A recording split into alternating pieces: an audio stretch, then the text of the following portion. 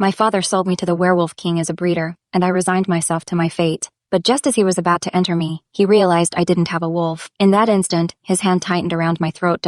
My fingers clawed at his arms as I gasped for air, his crimson eyes burning into mine. Shift, he growled, his voice carrying the authority of his wolf. I can't, I wheezed, the words barely escaping my lips. Rage flashed across his face as he grabbed a vase from the bedside table and hurled it to the floor, shattering it in pieces. Get out, he barked, his voice dripping with disdain.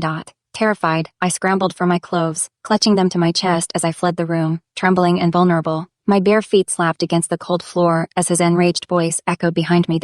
Moments later, I heard his beta burst into the room. Daniel grabbed him by the collar and slammed him against the wall. Why didn't you tell me she didn't have a wolf? He snarled. She's weak, practically human. That thing can't bear my air. You think I chose her? The beta shook, his voice laced with barely contained anger. I didn't know either, but she's the one named in the prophecy. You have no choice, Your Majesty. Daniel's fury boiled over as he slammed his fist into the cabinet above the bed, sending shards of glass flying. He knew the beta was right. I was the only one who could bear his air.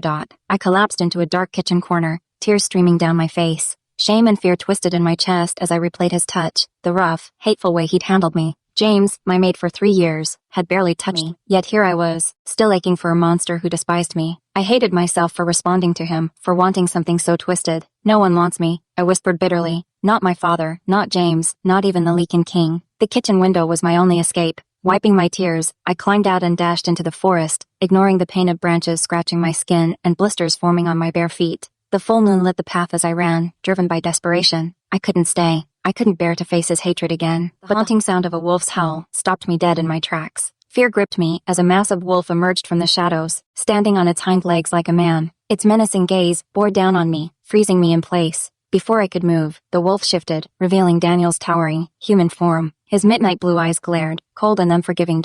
You ran, he said, his voice low and dangerous. Before I could respond, he grabbed me by the neck and slammed me against a tree. My heart pounded as I clawed at his hands, struggling to breathe.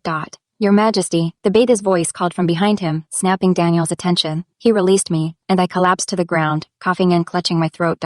Are you stupid? The beta scolded, his voice sharp. Running out here, in this cold, on a full moon night? Rogues could have killed you. It doesn't matter, I snapped, tears blurring my vision. I don't matter. Let me die and save yourself the trouble. Daniel's eyes darkened, and in an instant, he had me by the hair, yanking me to my feet. You want to die? He snarled. Fine. But remember this, you are the sole bearer of my heir. For the next 10 months, you'll be my breeder. You'll bear my child, and after that, you can go. The weight of his words crushed me. No, I whispered, horrified. A contract will be drawn up, he continued, his tone colder than ice. You'll be fed, clothed, and cared for, but don't expect affection. We are not mates.